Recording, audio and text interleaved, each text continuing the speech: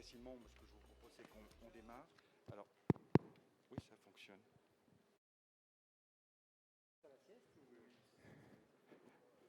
Bonjour à tous.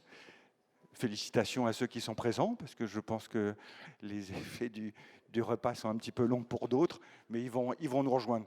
Ce que je vous propose, mais justement, en plus pour respecter le fait que vous soyez bien à l'heure, c'est qu'on démarre, parce qu'on a déjà pris un petit peu de retard. Donc, bienvenue à cette séance plénière consacrée au dialogue avec l'État, l'espoir d'un renouveau, avec un point d'interrogation, ce qui est important. Donc, peut-être en préalable, même si je sais que la décentralisation, on peut difficilement parler de décentralisation sans parler de déconcentration des relations avec l'État, c'est vrai que cette année, on en parle très peu, c'est le 40e anniversaire de la loi de mars 1982 quand même, donc l'acte fondateur de la décentralisation. C'est vrai que ça a peu fait la une des journaux, c'est vrai qu'il y a eu beaucoup d'autres choses actuellement, mais c'est vrai qu'on voit que le sujet passionne peu, et même des fois les spécialistes, si je puis dire. Donc je trouve ça d'autant plus intéressant de le rappeler, surtout de le mettre en perspective de ce dont on va se parler. Donc j'ai envie de dire, on va faire tout ça en 1 heure. On va faire un petit retour quand même sur 40 ans de décentralisation, de voir que ça a peut-être bien commencé. Après, bon, ça a été plus compliqué. On va dire qu'il y a eu des pauses, voire même des petits reculs. On va faire aussi un petit bilan de ces 5 ans. C'est vrai que là, on est même plus à quelques semaines, mais à quelques jours de l'élection présidentielle. On sait que c'était un quinquennat qui a été avec différents moments. On va dire que ça a commencé difficilement dans les relations avec les collectivités. Après, il y a eu deux crises qui ont fait évoluer les relations justement entre les collectivités et l'État. La crise des Gilets jaunes. Après cette crise est sortie deux lois, dont la loi 3DS qui a mis un certain temps à aboutir. On peut se dire que ça sera pas c'est sûrement pas l'acte 3 de la décentralisation, c'est une loi qui déçoit. Bon, il y a sûrement des choses, des mesures, on va dire techniques intéressantes, mais effectivement, c'est pas encore le grand acte de décentralisation qu'on appelle de nos voeux. Crise sanitaire aussi, qui a peut-être été encore plus saillant dans les relations entre État et collectivités, avec des moments, on va dire, très difficiles, des moments où ça s'est mieux passé. C'est la fameuse période je regardais Madame Bussière, on en a parlé, ce fameux couple maire-préfet, ça c'était à la sortie du premier confinement, qui a plutôt bien fonctionné. Même pas mal d'élus appellent de leur vœu qu'il y ait ce tandem qui fonctionne plus dans l'avenir. Donc voilà, de revenir un peu sur cette période-là, et surtout de voir un moment où on est à quelques jours, comme je disais, d'un enjeu majeur, de voir qu'est-ce qu'on peut attendre dans les mois, les années à venir, d'un nouvel de décentralisation. C'est vrai que dont on parle peu dans la campagne, mais le sujet reste majeur, si je puis dire. Je dis ça à vous, je pense que vous en êtes convaincus. Et on parlera effectivement en matière sociale, effectivement, acte de décentralisation. Et alors, je regarde Monsieur Bierry, parce que là, vous avez la casquette aussi département. On pense au département, mais peut-être d'autres échelons de collectivité, ou au-delà des compétences, même des chefs de filade, voire peut-être une autre façon de travailler, la fameuse différenciation aussi.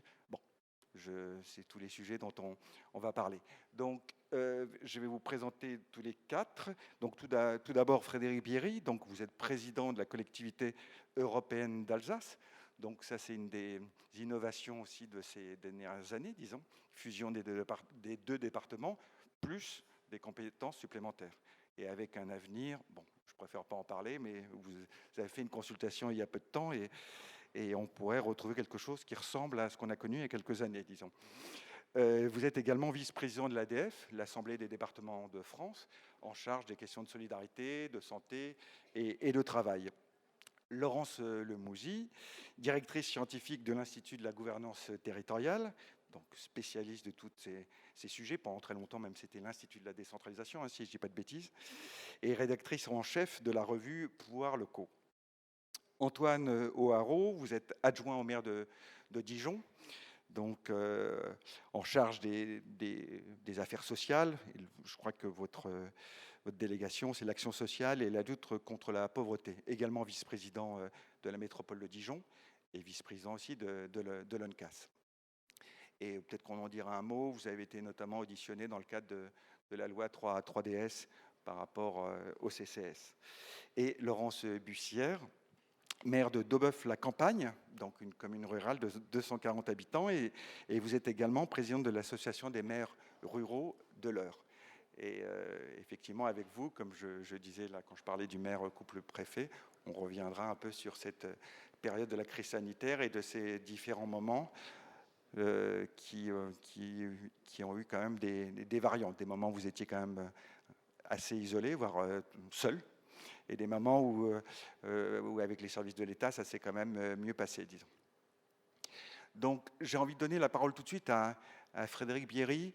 Alors, peut-être pas l'exercice de revenir sur 40 ans de décentralisation, mais de revenir déjà dans un premier temps, peut-être qu'on va faire un tour de table sur cette première question, sur cette période de la crise sanitaire. Au-delà des difficultés entre État et collectivités, on en a beaucoup parlé, donc ce n'est pas quelque chose de nouveau comme constat, mais plus les leçons qu'on peut aussi en tirer. Oui, merci. Bonjour à toutes et à tous.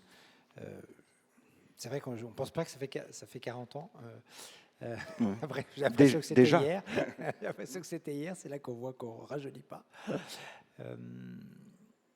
J'ai le sentiment qu'on n'a pas beaucoup avancé. C'est-à-dire qu'il y a eu une grosse avancée en 82 et que depuis, on a avancé, on a reculé. Nouvelles compétences transférées quand même. Oui, très à la marge par rapport à, je dirais, la dimension de la décentralisation en 80. Et pas de cohérence peut-être dans des blocs de compétences. On a fait des coup par coup comme ça, des petits rajouts, mais moi j'ai quand même le sentiment qu'on n'a pas beaucoup évolué dans la façon d'appréhender le lien entre l'État et les collectivités, et que la décentralisation patine quand même depuis un certain nombre d'années. Moi, j'avoue que j'avais eu beaucoup d'espoir dans l'expression de la loi au départ 3DS, décentralisation, différenciation, il y avait tout. déconcentration et il y avait tout dans l'intitulé. Pour moi, l'intitulé était génial. Et je me retrouvais dans l'intitulé, je me suis moins retrouvé dans le contenu. Je dois vous avouer qu'effectivement, la montagne a accouché d'une souris. Bon, le gouvernement lui-même en atteste dans son expression que c'est pas une grande loi de décentralisation. On a quand même constaté, et quand d'ailleurs, le président de la Cour des comptes en faisait l'analyse récemment sur le RSA.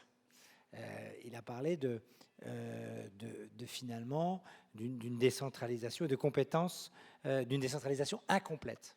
Parce qu'en fait, plutôt que de parler il y a des expérimentations de recentralisation. Mais le problème, ce n'est pas la recentralisation, le problème, c'est que la décentralisation n'est pas aboutie. C'est-à-dire qu'aujourd'hui, sur le RSA, un département, il est compétent sur l'accompagnement social.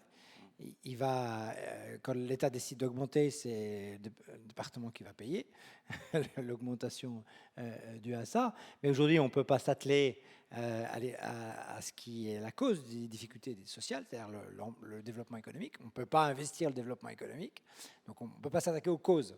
La loi NOTRe nous empêche de nous attaquer aux causes de la dépense sociale. C'est quand même un comble. La formation, c'est la région qui peut organiser la formation. Aujourd'hui, on sait très bien que dans les bénéficiaires de ça, les 3/4 ont un déficit de formation. L'ouverture des droits et finalement l'organisation du paiement, c'est la CAF. Et puis l'accompagnement emploi, c'est Pôle emploi. Donc autant dire qu'on ne peut pas vraiment parler de décentralisation. Alors quand il y a des critiques sur la mise en œuvre du RSA, pour pouvoir avoir une action qui a du sens, il faudrait avoir la capacité d'être à 360 degrés et avoir une démarche globale. Et aujourd'hui, je pense que dans les liens avec l'État, il y a des choses positives, mais aujourd'hui, mais quand je regarde ces 40 dernières années, qu'est-ce qu'on constate?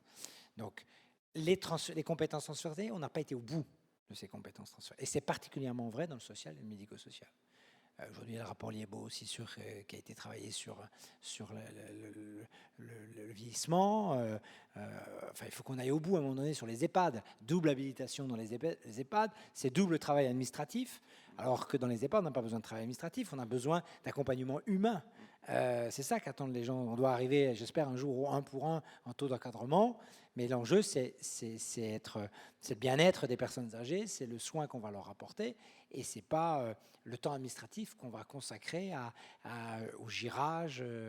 Vous voyez, enfin, on voit là aujourd'hui qu'on est pour moi dans une phase d'entre-deux dans aujourd'hui la décentralisation. Le pouvoir d'agir a été contraint, puisqu'on n'a plus d'autonomie fiscale. On a perdu, les départements ont perdu la taxe foncière, la taxe d'habitation, la taxe professionnelle. Qui ne cesse de se réduire au fil des années. Pardon ? Qui ne cesse de se réduire. Et qui ne cesse de se réduire comme une portion plus haute. Donc, le pouvoir d'agir a baissé. À la fois le droit d'agir, comme la loi NOTRe, qui a enlevé les clauses de compétence générale. Les moyens d'agir ont été réduits, baisse de la DGF, et même la libre administration, puisque avec l'accord de Cahors, on était aussi contraint dans nos capacités de dépenses même. Donc, quand on est face à des dépenses sociales, on ne choisit pas de les augmenter. Hein. C'est aussi un contexte social qui va le générer. Donc, et la maîtrise des moyens, puisqu'on n'a plus de fiscalité. Enfin, donc, on est quand même là dans une posture. Et alors, plus grave encore, pour moi, c'est quand finalement, on constate que l'État fait de l'intrusion réglementaire dans des compétences transférées. Par exemple, si je prends les maires, il y a beaucoup de maires et d'adjoints ici, ils ont quand même normalement permis de construire, c'est une compétence, droit du sol, c'est une compétence de l'État, mais avec la loi climat et résilience, on a complètement retiré la capacité à agir des maires.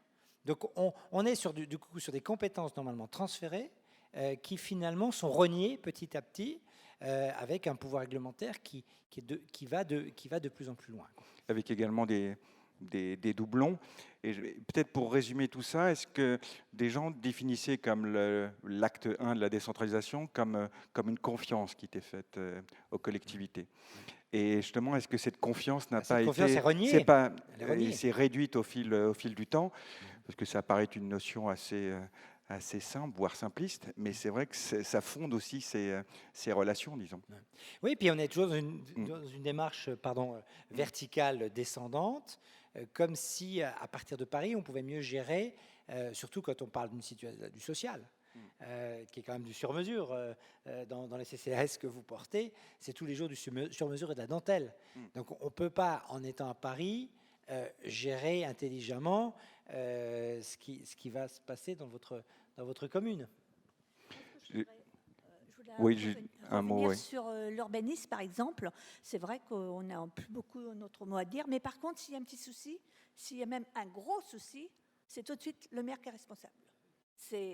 On n'a pas beaucoup de pouvoir, mais dès qu'il y a un souci, allez hop, on t'envoie, moi j'appelle ça la patate chaude. Voilà, c'est à nous de nous débrouiller et de faire avoir appel au service juridique parce qu'on ne sait plus comment faire.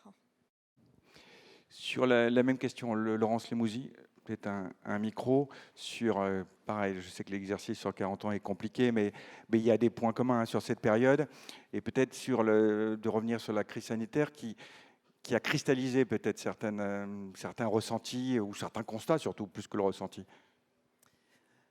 Alors, merci à tous et bonjour. Je le dirais de la même façon que Frédéric Véry, mais peut-être avec d'autres mots. D'abord, la décentralisation dans un État unitaire comme la France, c'est une affaire compliquée. Parce que de suite, ça plante le décor. Et d'ailleurs, les formules journalistiques de l'acte 1, de l'acte 2, de l'acte 3, je dirais que ces 40 ans, ça a été une formidable pièce de théâtre où on a eu des acteurs sur la scène, essentiellement les collectivités territoriales, qui ont pris...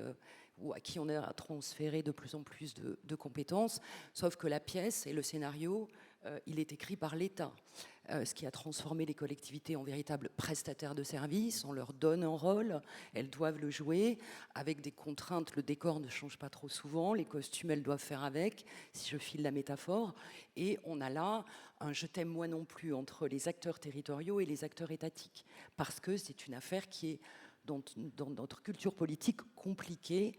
Nous ne sommes pas un État fédéral, nous ne sommes pas un État régional comme l'Italie ou l'Espagne, donc on a un défi de la conciliation entre des pouvoirs locaux et une unité nationale. Et toute l'histoire de ces 40 ans, c'est où mettons le curseur entre d'un côté l'unité qui est nécessaire à notre nation et la nécessaire traitement de la diversité pour traiter le quotidien. Or, la crise j'y reviens juste, la crise sanitaire, mais je dirais presque la crise dite des Gilets jaunes, a fait ressortir quelque chose que tous les acteurs dans la salle connaissent bien et savent, c'est que le quotidien, il est extrêmement stratégique. Et en période de fragilité globale de la société, il est encore plus stratégique. Et ce quotidien, c'est pas le national qui s'en occupe. Le national, quand il fait vraiment de la politique, il donne un cap. Le national, il est liquide. Le solide, il est dans les territoires. C'est lui qui constate aussi bien un problème dans les politiques sociales, dans des aides, dans des non-réponses.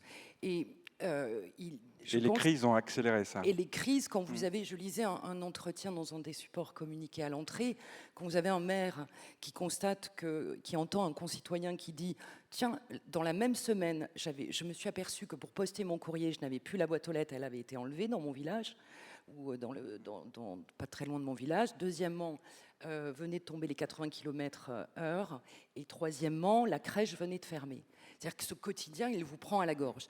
Alors, travaillons, et vous travaillez sur des affaires éminemment sociales et humaines, il y a quand même ça peut être des fois renversant de voir ce quotidien s'effriter, alors qu'il y a des plans, des rapports sur la lutte contre la pauvreté.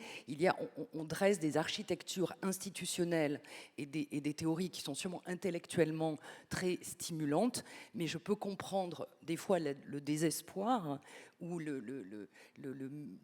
la difficulté que peuvent avoir des acteurs sociaux et les élus locaux de devoir faire toujours avec et d'être considérés effectivement comme des prestataires de services sans pouvoir de normer véritablement, d'adapter et sans pouvoir de lever l'impôt. C'est un peu ça, mais je dirais dans un deuxième temps, sur quel levier on peut peut-être juste pour revenir sur ce principe d'égalité qui effectivement est vraiment très très fort dans notre pays, est-ce que ça explique justement que ce principe de différenciation qu'on essaie de faire avancer, mais reste extrêmement encadré?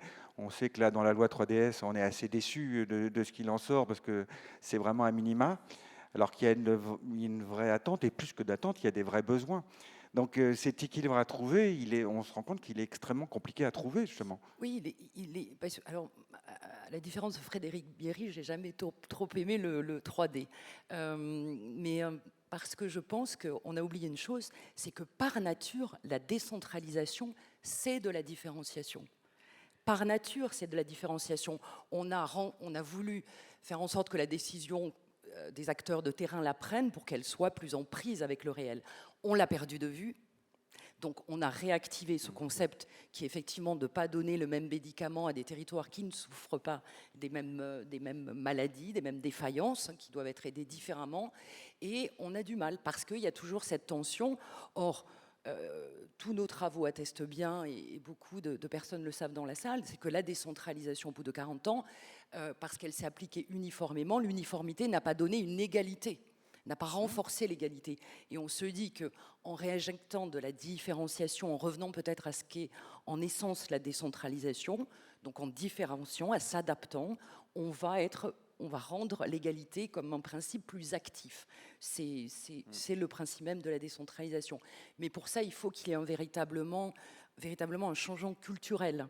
De la part de l'État. De la part de l'État. Mais même des collectivités ? Oui, oui. Mais là, vous allez m'entraîner très loin. Oui, aussi de la part des collectivités, parce qu'il y a un peu, des fois, un jeu aussi, je t'aime, moi non plus, il y a des postures, c'est-à-dire que les collectivités veulent s'émanciper parfois de l'État, mais aiment bien son abri quand ça leur rend service. Il y a des contradictions parfois. Il y a des contradictions de toutes parts, parce que, véritablement, on n'a pas appris à se chaîner. Il n'y a pas de texte de loi qui va vous dire comment État et collectivités peuvent s'articuler. Ça, c'est pas possible. Ça demande aussi des révolutions quasi culturelles que, pour notre part, nous pensons fondées sur une activation du principe de subsidiarité, c'est-à-dire, mais véritablement d'un point de vue intellectuel, c'est quand on est capable de mener à bien une politique publique ou une partie, on est en capacité de la traiter, on nous donne les moyens et la liberté de l'encadrer juridiquement. Et il y a le principe de suppléance. Quand on est en désarroi, c'est le niveau supérieur qui intervient.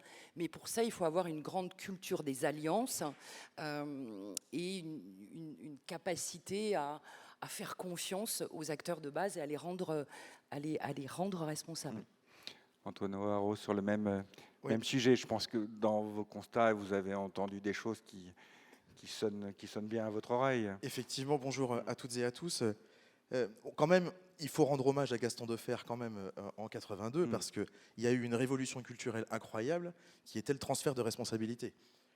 Le contrôle du préfet a priori et a posteriori, c'est quand même quelque chose qui a fondamentalement changé la responsabilité et donné de la responsabilité aux élus locaux Et la qui confiance. n'existait pas. Et puis donc de la confiance et une relation bien plus directe avec la population parce que quand on a une compétence, on emporte la responsabilité et donc aussi on rend des comptes. Et donc évidemment, il y a quand même eu une révolution extrêmement importante en 82 qui effectivement n'a pas été suivie d'effet derrière. Le problème de la situation actuelle, c'est qu'on a empilé un certain nombre de choses. Il y a eu donc le transfert de la décentralisation de 82, avec à l'époque principalement des communes et des départements. Ensuite, il y a eu la création des régions. Ensuite, chevènement, c'est la création des intercommunalités. Ensuite, il y a eu les pays qui ont été créés, donc c'est le rassemblement des intercommunalités. Métropole. Et donc en fait, et puis après, voilà, il y a eu la loi NOTRe et surtout la loi MAPTAM qui a créé les métropoles, avec le statut de Lyon qui a créé en plus une collectivité particulière.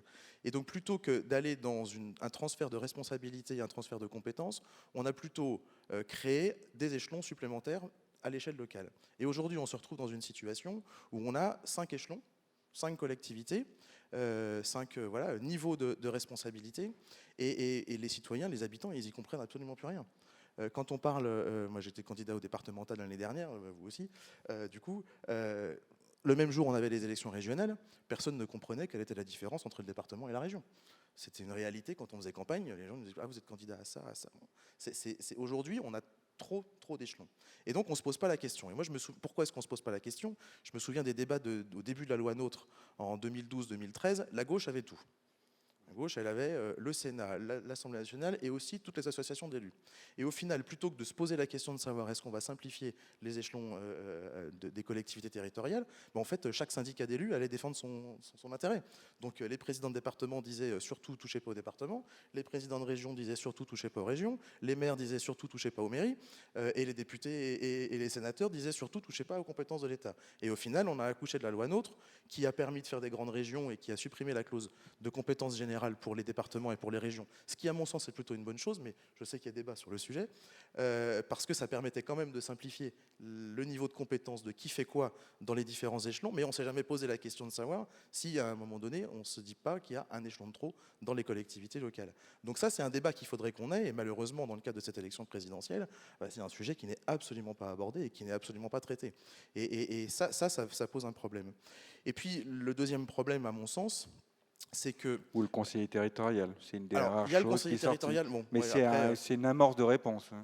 Une amorce de réponse, non, parce qu'au final, on ne traite pas le problème à la source. On dit on va changer le mode de scrutin et changer la manière dont on représente les collectivités, mais les collectivités, elles seront toujours là. Le conseiller territorial, il siégera au département et à la région, et donc on se posera... La question n'est pas posée de savoir si le département ou la région ont toujours une utilité.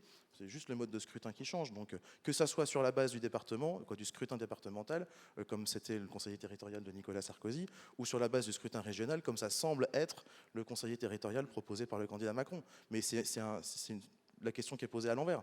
On change le mode de scrutin, mais on ne pose pas la question des collectivités et du rôle des collectivités. Et puis, un dernier élément, c'est qu'en 40 ans, on a vu aussi une évolution où, au départ, l'État transfère de la responsabilité aux collectivités, donc fait confiance.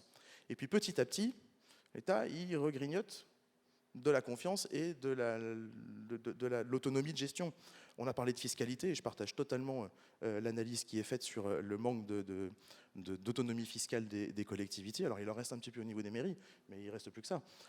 Et encore, avec une relation compliquée, parce que la relation aujourd'hui, elle se fait qu'avec les propriétaires, et plus avec l'ensemble des habitants, puisque la suppression de la taxe d'habitation, maintenant, voilà, la fiscalité locale ne repose que sur les propriétaires. Donc ça pose aussi une relation fiscale entre les habitants et la collectivité.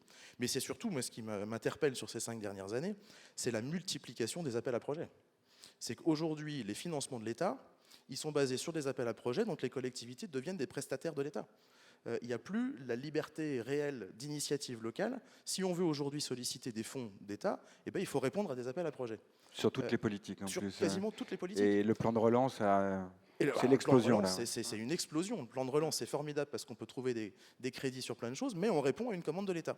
C'est plus de la contractualisation où on vient négocier et dire nous on veut porter tel type de politique et aidez-nous à financer. C'est l'inverse, c'est que l'État dit voilà la politique de l'État et venez chercher des financements dans ce cadre-là. Donc ça pose quand même une relation, une Et une question très égalité importante. aussi entre territoriales.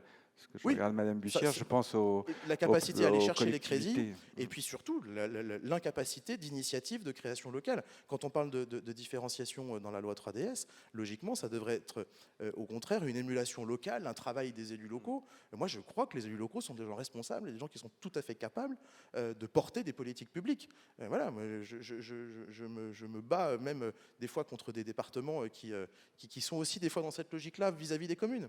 Les élus municipaux, les élus communaux sont des élus qui sont responsables. Et les élus responsables sont capables de porter des politiques publiques, de faire de l'expérimentation et donc d'avoir des besoins financiers, mais non pas en répondant à un appel à projet qui est une commande publique, qui est une commande de l'État. Nous ne sommes pas des prestataires de l'État. Et Ça devrait être devons, au l'inverse contraire, dans le fonctionnement. être l'inverse. Ça devrait être l'inverse. Oui, Hein, allez-y. oui, mais Je- juste un mot, si Frédéric je peux Bierry. juste réagir, parce que c'est toujours par rapport à la première question que Oui. vous avez posée. Je pense qu'il y a eu ces derniers temps une erreur dans la conception que l'État a pu avoir de la façon dont on pouvait mener l'action publique. Elle a pensé à un moment donné, quand la loi NOTRe a été mise en place, la loi MAPTAM, et la réorganisation des régions, le gouvernement Hollande à l'époque a pensé qu'avec 13 régions, quelques grandes métropoles et le gouvernement, on pouvait gérer le pays. C'est vrai. Ça a été à un moment donné, big is beautiful. Hein. Plus on était grand, plus on était meilleur. Et les très grandes intercos. Les grandes régions, etc. C'était un leurre, hein, parce que les régions étaient à bonne taille par rapport aux régions à l'échelle européenne, telles qu'elles existaient avant la transformation. Donc on a imaginé cela, et c'était une erreur d'ailleurs qui s'est révélée clairement pendant la crise de la Covid.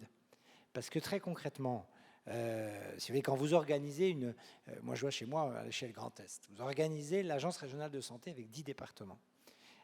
Vous ne gérez, le directeur de l'ARS, quand il était à l'échelle Alsace, il connaissait tous les établissements. Le directeur de l'ARS du Grand Est, la pauvre, aujourd'hui c'était une dame, elle a 10 départements. Je vois bien le lien entre les départements et l'ARS, c'est très important parce qu'on a des compétences croisées. Le temps que le directeur ARS ait vu tous les présidents de département, je peux vous dire qu'il se passe plusieurs années. Et donc, on est éloigné. Quand il a fallu distribuer les masques, au tout début, quand on était à la recherche des masques, il n'y avait pas assez de masques. Moi, j'avais des contacts avec des entreprises qui m'appelaient, on a des masques, on peut les donner pour les EHPAD, etc. Ce qui était prévu dans ces cadres-là, c'est qu'on appelle l'ARS et que l'ARS s'en occupe. Donc moi, au début, c'est ce que je faisais. Puis 3 jours après, le chef d'entreprise me rappelait en disant, écoutez, personne n'est venu. Et c'était la panique, hein. Surtout nous en Alsace, on avait été le premier fortement touché, et c'était l'épidémie, elle prenait une ampleur terrible. Du coup, qu'est-ce qu'on a fait ? On a géré avec les communes, avec le bloc communal, les départements. Moi j'ai pris les agents des routes, et ce sont les agents des routes qui ont distribué les masques qu'on avait été chercher dans les entreprises et qui ont permis de limiter l'épidémie dans les EHPAD. Ça c'est très concret, mais aujourd'hui, avec une ARS organisée à une échelle big région, ils ont beaucoup de barreurs, mais ils n'ont plus de rameurs. Il n'y a plus personne sur le terrain pour faire. Et aujourd'hui, on voit bien, et la crise du coup a révélé d'ailleurs même à l'État que le bon périmètre d'action, c'était le département, et pas les régions, parce que justement, ça permettait de garder un lien de proximité. Et aujourd'hui, notamment sur le champ social qui nous rassemble aujourd'hui, je veux dire, on voit bien que c'est à l'échelle des bassins de vie qu'il faut travailler, parce que on est dans la dentelle pour répondre socialement aux difficultés de nos concitoyens. On sait bien qu'on doit être dans la dentelle. Mais ça, je pense que petit à petit, l'État l'a compris pour lui, et il essaye. Maintenant, il remet même des préfets à l'emploi, des sous-préfets à l'emploi, etc. Enfin, je pense que c'est pas forcément la bonne solution, mais qu'on travaille collectivement à une échelle pertinente de proximité, en s'appuyant sur le bloc communal, parce que le maire, les adjoints dans les communes, il connaît les habitants. Et on a une réponse appropriée quand les gens connaissent les habitants. Laurence Bussière, je pense que ce qui vient d'être dit, ça doit sonner à votre oreille. Merci. Je vous interromps juste un instant. On essaiera dans un second temps, parce que là, on a fait un constat assez complet, d'essayer de trouver aussi les réponses, selon vous. Et je pense que vous n'êtes pas forcément tous d'accord. Et excusez-moi, je vous ai interrompu. Et dans la mesure du possible, j'aimerais bien aussi vous donner la parole si vous avez quelques questions, si on y arrive au niveau du timing. Alors, tout d'abord, je voulais vous remercier d'avoir invité l'Association des maires ruraux parce que ça nous fait vraiment plaisir de pouvoir représenter les maires. Et c'est vrai que lors du Covid, les maires ont été vraiment en première ligne pour lutter contre l'isolement. Et puis concernant les masques, il fallait les mettre, il ne fallait pas en mettre, c'était pas nécessaire. Et donc les maires sur place ont mis en place des ateliers parce qu'il y avait des patrons qui circulaient et on a tous fait des masques, on s'est tous réunis, même des gens qui ne s'aimaient pas spécialement, mais autour du table, c'était vraiment la proximité et vraiment un lien social. Donc ça vraiment rapporté beaucoup pour les petites communes. Mais et je voulais revenir à ce que vous disiez tout à l'heure concernant le relancement. Oui, il y a eu pas mal de choses, il y a eu pas mal d'enveloppes dans certains départements, mais ça va toujours chez les mêmes. Il ne faut pas rêver. Les petites communes, alors mon président n'est pas là des maires ruraux, mais moi j'ai toujours les petits maires. Maintenant, il faut vraiment toujours, il faut toujours qu'on se batte. Moi, je suis une commune de 239 habitants. Pour avoir quelque chose, il faut se battre, parce qu'il faut savoir que dans les petites communes, généralement, les maires sont sans étiquette. Donc, sans étiquette, on n'est pas très important aux yeux de certains. Non, mais on peut rire, mais c'est vraiment la réalité. Moi, je suis sans étiquette. Parfois, une fois, je me suis présentée avec un monsieur qui était de gauche. Et une fois, parce qu'il avait des idées, on avait un programme qui me plaisait. Et donc, voilà. Donc, ça n'a pas vraiment plu. Une fois aussi, je me suis présentée avec une autre personne qui était de droite. Je suis sans étiquette. J'avais fait un programme qui me plaisait beaucoup. Et bien, je peux vous dire qu'après, on en prend plein les mirettes, mais quelque chose de bien. Et après, on est vraiment mis de côté. Quoi qu'on dise, on n'est pas quelqu'un de bien. Je suis désolée.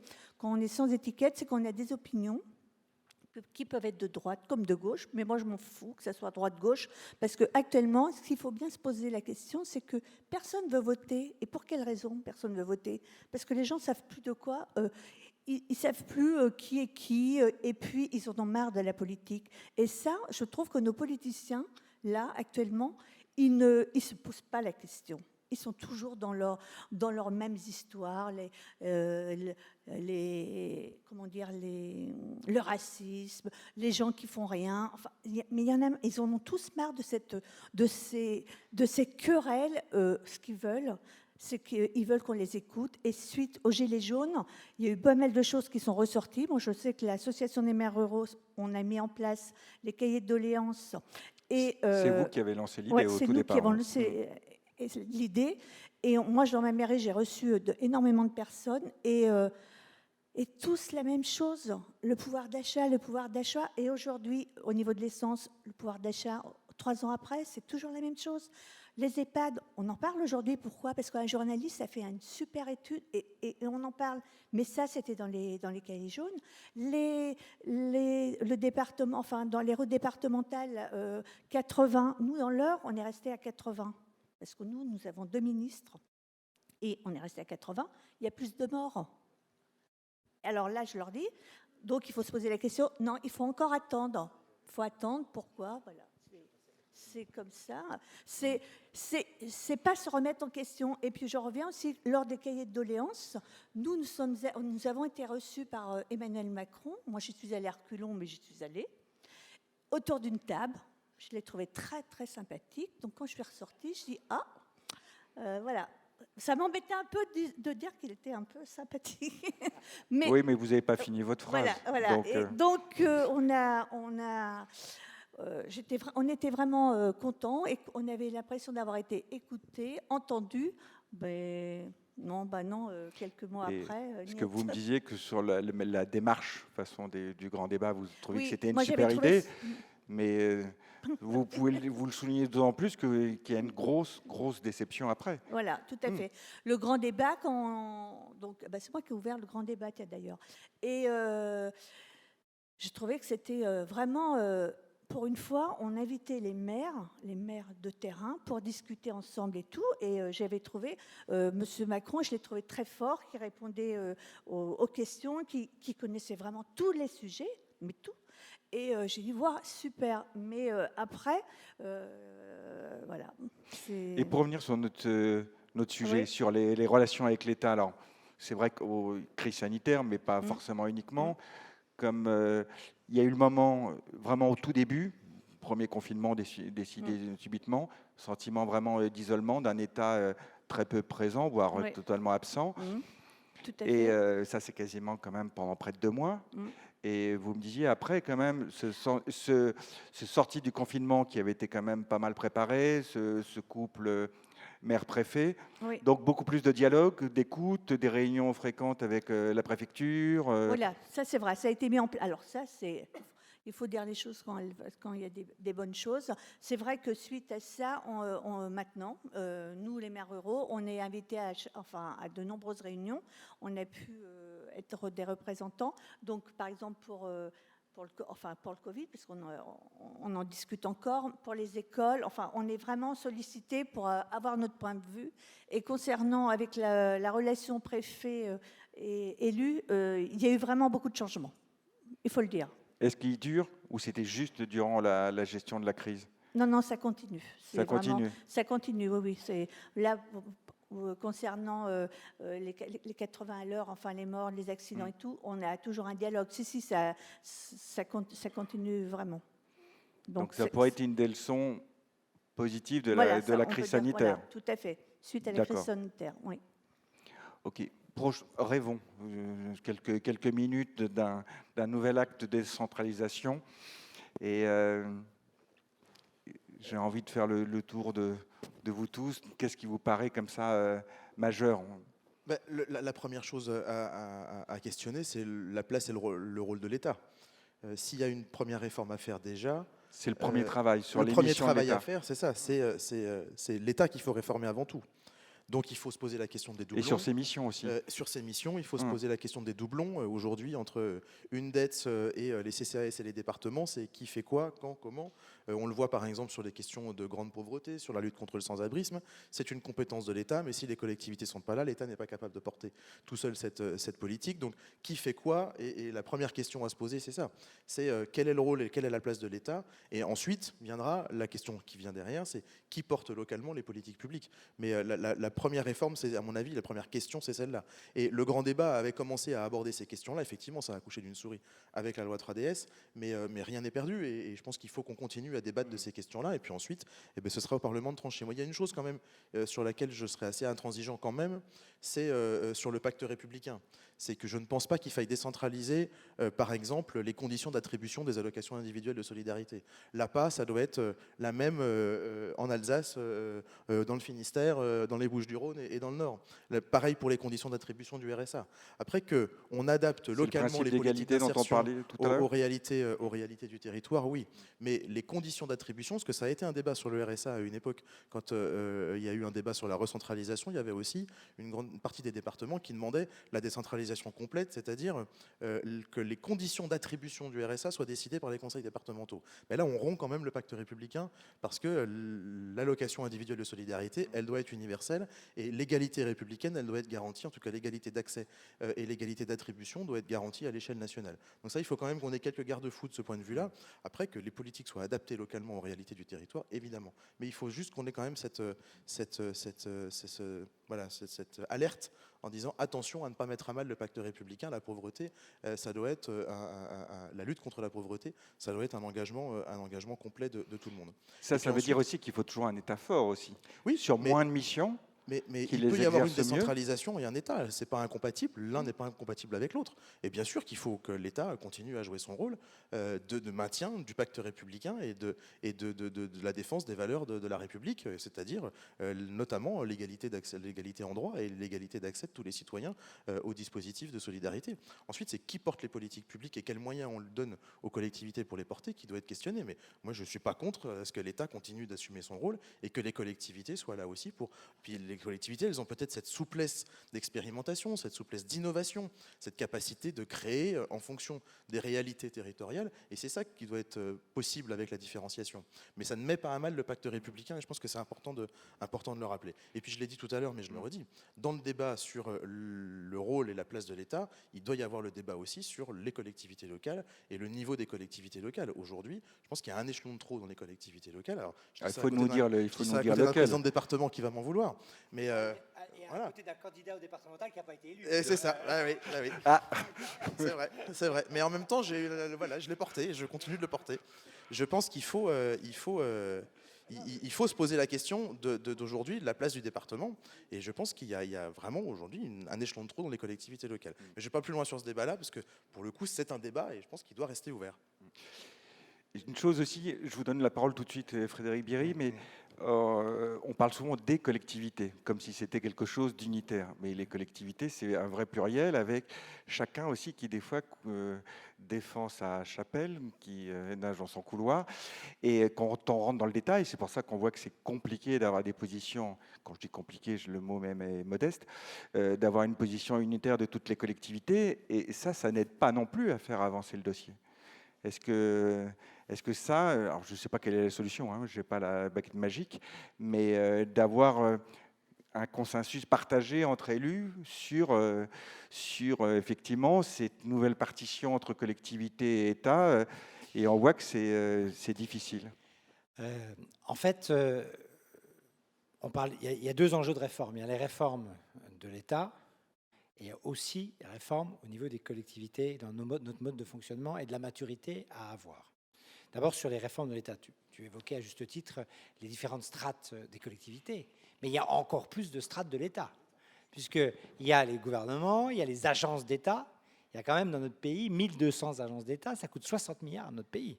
Moi, j'avais dit un jour après les Gilets jaunes, j'ai dit au président de la République, vous savez, Monsieur le Président, vous voulez que les Français vous suivent dans les réformes, j'ai toujours appris que l'escalier, on le balayait par le haut. Et donc les efforts, on les fait porter par ceux qui peuvent faire les efforts. Aujourd'hui, ces agences d'État qui coûtent si cher et qui créent de la norme, qui créent de la réglementation, qui compliquent la vie de l'accompagnement de nos concitoyens dans le service public qu'on veut leur rendre, je pense que là, il y aurait vraiment beaucoup de choses à faire déjà dans un premier temps. Parce qu'après, je vous disais, il y a le gouvernement, il y a les agences d'État, il y a les préfets de région, les préfets de département, les sous-préfets. Vous voyez, enfin, il y a plus de strates de l'État que de strates de collectivités. Je pense qu'il faut quand même le rappeler de temps en temps à nos concitoyens parce qu'ils ne savent pas forcément toujours. Mais après, c'est pire chez eux. C'est pire. Ben, voilà, ça ne veut pas dire qu'on est. Alors après, il faut aussi que nous aussi, que je parlais de balayer par le haut, mais aussi chacun doit balayer devant chez lui aussi. Et je pense qu'aujourd'hui, on a manqué de maturité, les collectivités. Quand je vois quand même qu'on crée une agence nationale de cohésion des territoires et on laisse l'État la créer, la gérer. Ben, on aurait dû, l'Assemblée des départements de France, des communes, des régions, machin, on aurait dû être ensemble et gérer cela. Enfin, moi, à l'époque, je l'ai dénoncé. J'ai dit que je trouvais ça scandaleux. Ça montrait bien qu'on n'était pas mature et qu'on voulait que l'État... On va toujours continuer à pleurer auprès de l'État. Ben, l'État a été aussi malin. Ils nous ont enlevé de la DGF, ils ont repris cet argent et maintenant, ils la redistribuent en picorant, quoi. C'est aussi assez simple de faire ça. Hein. Moi, je le disais souvent, vous avez été plus aidé que le département dans tel projet communal, mais c'est parce que l'État nous a enlevé les moyens pour pouvoir vous les redonner. Alors, on aurait pu les donner en direct, ça, je pense que ça aurait mieux fonctionné. Mais c'est vrai qu'il y a un enjeu pour les collectivités locales à gagner en maturité. Je pense que si on veut arriver à une décentralisation plus aboutie, il y a d'un côté la nécessité que l'État nous fasse vraiment confiance, mais il faut aussi qu'on accepte, nous, les collectivités locales, à être beaucoup plus évalués sur les politiques publiques. Moi, j'en appelle à la Chambre régionale des comptes, à la Cour des comptes, sur nos politiques publiques, quand on les mène, qu'on les évalue. Et quand on est bon, bah, tant mieux. Et si on ne l'est pas, qu'on nous le dise. Que l'État, d'abord, nous permette d'avoir une véritable fiscalité en lien avec le service public qu'on rend, mais que l'État fasse aussi de la péréquation, parce qu'il y a des territoires qui ont des pauvretés, des difficultés plus fortes que d'autres, et qui doivent être prises en compte dans des moyens qui peuvent être affectés. L'Assemblée des départements de France, on a été la seule assemblée des collectivités à faire de la péréquation horizontale. C'est-à-dire que les moyens des droits de mutation qui nous ont été accordés, les territoires qui ont été les plus riches, qui ont été plus forts en dotation, ont mis dans un pot commun pour distribuer aux départements les plus pauvres. Mais je pense que de manière générale, il y a la péréquation qu'on peut faire entre nous, mais il y a aussi la péréquation verticale que l'État doit organiser pour assurer l'équité. Alors moi, je ne crois pas que l'uniformité, comme disait Madame Lemouzy, l'uniformité garantit l'équité. Je pense qu'il faut faire plus de confiance au territoire et laisser un pouvoir réglementaire plus important pour les territoires. Alors bien évidemment, sur la somme versée dans les allocations, il faut qu'elle soit du même niveau partout. Par contre, sur les conditions de l'obtention, je veux dire, il y a des lignes politiques qui sont différentes. Il y aura une ligne politique, on le voit bien sur le RSA aujourd'hui. Il y a une ligne politique à droite qui dit un RSA garanti, un peu comme un revenu d'existence. Et puis, il y a la ligne RSA qui conditionné par un engagement dans l'emploi, dans l'activité. Je pense qu'il faut aussi laisser au territoire expérimenter des choses et tirer les leçons de ces expérimentations, ce qui fonctionne, ce qui ne fonctionne pas. Et je pense que c'est aussi ça la richesse, pour moi, de la décentralisation, si on arrive à atteindre ça. Et après, l'État doit être garant des solidarités, mais pas gérant des solidarités. Ce n'est pas tout à fait la même chose, mais garant des solidarités pour une équité sur l'ensemble du territoire national. Laurence Lemousy, c'est même question, et peut-être aussi sur cet aspect sur lequel j'ai peu de succès, là, sur le fait, ces difficultés que les différents niveaux de collectivité puissent avoir une position commune. Je ne dis pas que ça n'existe jamais, mais c'est quand même pas... On le voit quand il y a je pense à Territoires Unis, je veux dire, il y a une contribution commune, mais après chacun formule, et c'est le plus détaillé, c'est les propositions de chaque association. Donc chacun est un petit peu quand même dans son couloir. Oui, on a eu en 40 ans beaucoup de scènes où on a vu effectivement les associations d'élus, chacune défendre leur bout de gras dans les négociations pour des propositions de loi, pour des textes, etc. Ça, c'est clair, même si le label Territoire Uni dit quelque chose d'une volonté d'avancer ensemble, ça reste tout de même des précarés qui sont défendus. C'est une chose. Mais il ne faut surtout pas désespérer. 1982, effectivement, ça a été une bascule. Ça a été une bascule institutionnelle de répartition des pouvoirs parce qu'il y avait aussi un temps social qui le demandait. C'était mai 68, les années 70, besoin de liberté. On était dans le flux d'une autre façon de faire société. Je crois qu'aujourd'hui, le temps social le demande. Enfin, il y a une urgence. En 2009, c'était le rapport d'Édouard Balladur, il est temps de décider. On est en 2021, il n'y a pas grand-chose qui a été encore décidé. Quasiment rien, si ce n'est des amendements et des ajustements ici et là. Donc je crois qu'aujourd'hui, le temps social qui s'est manifesté par la crise des Gilets jaunes, qui a été activé sur d'autres plans et qui montre quand même les impuissances publiques, les pannes de l'action publique eu égard à la crise sanitaire, montre que, c'est clair, la décentralisation, c'est une réforme de l'État. Son activation dépend de la réforme de l'État, premièrement. 2, il y a aussi, vous dites, ils ne sont pas si unis que ça. Est-ce qu'il ne serait pas temps de prendre des décisions? Est-ce qu'on a besoin de 2 fonctions publiques, une d'État, une territoriale? Est-ce que ça sert véritablement en termes de culture, de progression? Et bizarrement, les salaires des fonctionnaires territoriaux sont plafonnés, mais pas ceux des hauts fonctionnaires de l'État. Est-ce qu'il n'y a pas une union derrière la défense de l'intérêt général ou qu'on l'appelle bien commun? Est-il normal qu'on ait de plus en plus des lois et des débats sur les territoires à l'Assemblée nationale notamment qui me paraissent des fois totalement hors sol parce qu'on a supprimer totalement le cumul des mandats? Alors ça, je sais que c'est pas... Est-ce qu'il n'y a pas quand même un parcours peut-être de connaissance des dossiers du quotidien de l'action publique territoriale avant de légiférer? Donc il y a des leviers, mais qui sont des leviers qui sont capables de nous faire passer des braquets culturels. Ça, je le pense, parce qu'on a une société qui est quand même assez fragilisée, vous le savez bien.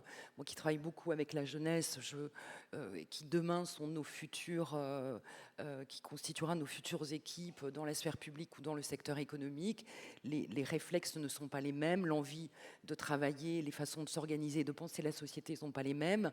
Ils me disent tous, de toute façon, l'ascenseur social est en panne. Alors je leur dis, on va essayer de prendre l'escalier, mais un escalier qui n'a pas une rampe solide, et la rampe, c'est quand même la puissance publique, on peut vite vaciller. Donc, et une défiance vis-à-vis du politique qui n'a jamais été aussi forte de la part de la jeunesse, globalement. Oui, mais parce que le politique, il vous dit ce qu'il fait au niveau local, mais il vous dit plus tellement, il vous embarque plus, il vous dit plus tellement en quoi il croit. Donc, sauf le maire. J'ai fait 80 jours à la rencontre des habitants. J'ai passé 80 jours consécutifs à aller à la Avant rencontre la des habitants dans consultation, toute l'Alsace, des petits villages partout. Enfin, toutes catégories, etc. Et j'ai rencontré beaucoup de jeunes qui avaient une vingtaine d'années. Je leur ai demandé si ça avait été voté aux élections départementales, régionales. Et donc, ils m'ont répondu ceci. Ils m'ont dit, alors d'abord non, une large majeure partie d'entre eux n'ont pas été votés. Et les raisons pour lesquelles ils n'ont pas été votés. La première, ils m'ont dit qu'ils ne se sentaient pas concernés pour des élections départementales et régionales qui avaient quand même pour vocation de les accompagner dans leur vie quotidienne. Deuxième chose, qu'ils ne se sentaient pas compétents pour choisir, qu'il y a un vrai problème d'éducation à la citoyenneté, qui est un vrai déficit, où il y a un véritable déficit dans notre pays. Et puis 3, on ne comprend pas comment ça fonctionne. Donc c'est ce qui est ressorti. Et puis 4, les modes de vote. Et là, je viens de faire une consultation des Alsaciens sur justement le périmètre de la région Grand Est, et pour un retour à la région Alsace, on a utilisé les différents systèmes de vote, et notamment le vote numérique, et il y a un vrai plébiscite autour du vote numérique. Je pense qu'aujourd'hui, il faut aussi qu'on fasse évoluer nos modes de consultation vis-à-vis de nos concitoyens. Et qu'on ne vienne pas seulement tous les 6 ans les consulter, qu'on vienne régulièrement les consulter sur des sujets qui les intéressent. Laurence, un autre mot? Alors, il est déjà 3 heures. C'est vrai que, est-ce qu'on peut se laisser 10 minutes de 5 minutes? Voilà, c'est dur. Alors, est-ce que je vois une main se tendre là? On va vous amener à un micro. Alors, vu le temps très serré, ce que je vais vous demander, c'est une question ou un constat vraiment rapide. Rapide, court, excusez-moi. Et je vous demanderai aussi de vous présenter. Donc Alain Lejeune, maire adjoint aux Solidarités à la ville de Barentin et président de l'Union départementale des CCS de Seine-Maritime. Moi, c'est plutôt des remarques. Je pense que dans la décentralisation, enfin, au moins 2 des mamelles sont, vous l'avez un peu dit, c'est la confiance, d'abord, et la subsidiarité, mais pas uniquement descendante. Il y a la subsidiarité descendante et ascendante. Il me semble qu'il faut les 2. Ce qui me semble également, en termes de remarques, c'est qu'on pourra avoir tous les débats du monde et proposer toutes les meilleures choses du monde si, d'abord, c'est faire fi de la nature humaine. La nature humaine, elle a des travers, et notamment l'accaparation des pouvoirs. Qu'on soit en haut ou qu'on soit en bas, il y a ce type de distorsion et de perversion dès lors qu'on approche le pouvoir, quelle que soit sa forme. Et dès lors qu'il n'y a pas de système qui garantisse on va dire quelque part, des garants du temple ou des garants de l'esprit, des conseils constitutionnels un peu à des échelons. Alors vous parliez d'évaluation tout à l'heure, oui, mais en ayant à l'esprit et en ayant pour valeur ce qui a permis d'engendrer l'idée de la décentralisation. Dès lors qu'on s'éloigne de l'esprit pour que ça devienne autre chose, bien évidemment, quelle que soit la volonté d'en haut ou d'en bas, à mon avis, on part déjà sur une perversion des systèmes. Et si on ne parle pas de ça, on peut toujours, et je pense que depuis 40 ans, effectivement, on parle de la décentralisation, il y a des progrès, parfois il y a des retours en arrière, mais si on ne parle pas de ce qu'est la nature humaine, et si on ne met pas en place les moyens de faire en sorte que cette nature humaine soit pour le bien collectif et non pas forcément pour l'accaparation des pouvoirs, quelle qu'elle soit, sous quelque forme que ce soit, je pense que dans 50 ans, on en parlera encore. Merci pour votre témoignage. Petite réaction d'Antoine O'Haraud. Oui, il y a l'accaparation des pouvoirs sûrement. Après, il y a aussi la culture politique. Et le président de la République actuelle, c'est un fait, il n'a jamais exercé de mandat locaux avant. Et le début de son quinquennat, c'est l'illustration vraiment par l'alpha et l'oméga de l'absence absolue de dialogue avec l'ensemble des corps intermédiaires. Parce qu'il ne connaissait pas les associations, il ne connaissait pas les élus locaux, et donc ce n'était pas naturel pour lui d'aller discuter avec les corps intermédiaires. Et donc il a fallu des crises graves, la crise des Gilets jaunes et la crise sanitaire, pour qu'ils se rendent compte qu'il y avait des élus locaux dans ce pays, et qu'en plus les élus locaux, ils n'étaient pas bêtes, ils savaient travailler, et qu'ils avaient des moyens pour faire.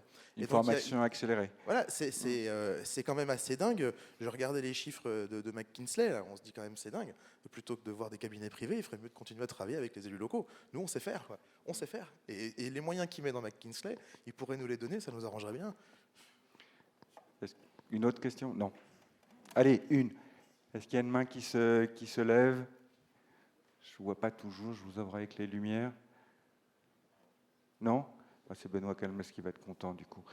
Et oui, parce que c'est vrai qu'on a déjà un peu débordé. Il va il a quelque chose à nous annoncer. Je ne vais pas vous dire quoi, je laisse planer le suspense. Donc il nous rejoint, Benoît Calmels, délégué général de l'ONCAS.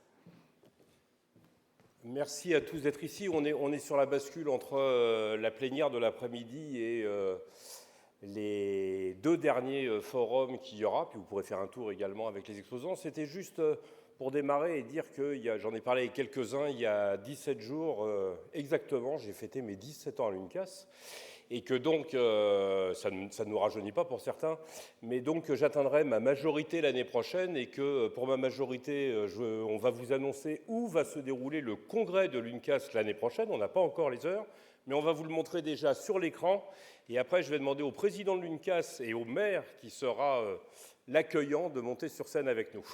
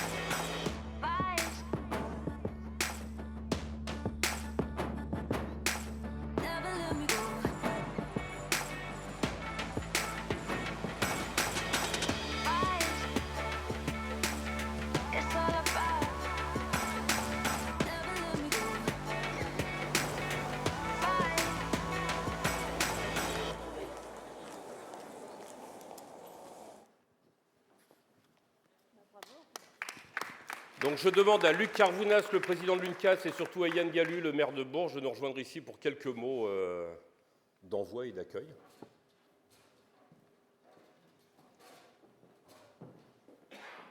Bien, puisque c'est notre dernière plénière, juste quelques mots déjà pour remercier tous les adhérents pour les 2 jours que nous avons passés. Ça a commencé avant-hier avec les ultramarins. Je ne reviens pas sur mon tropisme outre-mer, vous le connaissez désormais. Je crois qu'on a eu 2 jours, même s'il reste encore 2 ateliers de bonne facture avec des plateaux et des orateurs de grande qualité et la présence de M. Louis Gallois pour l'atelier qui suit. On est encore une fois la démonstration. Voilà, je suis très heureux que l'on puisse aller l'année prochaine à Bourges, chez toi, Yann, et puis on verra si on fêtera les 18 ans de notre jeune adolescent Benoît Calmels. Voilà, donc je te passe la parole. Bien, Monsieur le Président, cher Luc, chers amis, mesdames et messieurs, cher Benoît, je suis très heureux, bien sûr, vous en doutez, en tant que maire de Bourges, d'avoir eu l'assentiment de Luc et de l'ensemble du conseil d'administration pour, je dirais, vous accueillir dans un an pile, dans cette belle ville de Bourges. Vous allez découvrir une ville à taille humaine, une ville culturelle. Vous avez vu le printemps de Bourges qui va renaître de ses cendres après 2 ans difficiles de Covid. On est le premier festival de musique actuelle qui a été créé il y a plus d'une 40aine d'années. Une magnifique cathédrale, des marais, une ville sportive avec les basketteuses de Bourges qui vont être en Coupe d'Europe dans quelques jours. Et une ville sociale et solidaire. On a beaucoup insisté sur cette question dans notre campagne électorale avec un CCAS qui est en train de se renouveler et qui va accueillir le président en visite de terrain dans quelques semaines. Donc je suis moi très heureux en tant que maire de Bourges et en tant que président du CCAS de vous accueillir dans un an. Vous serez les bienvenus. On a la chance dans des villes comme les nôtres d'être en proximité, d'être en contact permanent. On parlait nous, avec la préfecture, ça se passe plutôt bien, alors que j'ai cru comprendre que d'autres collègues, c'était beaucoup plus compliqué. Mais quand on a ces villes à taille humaine, on est capable de faire des grandes choses et on est capable d'innover, et notamment parce que ça doit être notre marqueur collectif en matière sociale et solidaire. Voilà, donc je vous souhaite une bonne fin de congrès et je serai vraiment ravi de vous accueillir dans un an. Merci à toutes et à tous. Un grand merci à notre 4 intervenants, parce qu'effectivement, on ne va pas reprendre, même si je pense qu'on aurait beaucoup de choses à se dire. Merci beaucoup à vous 4.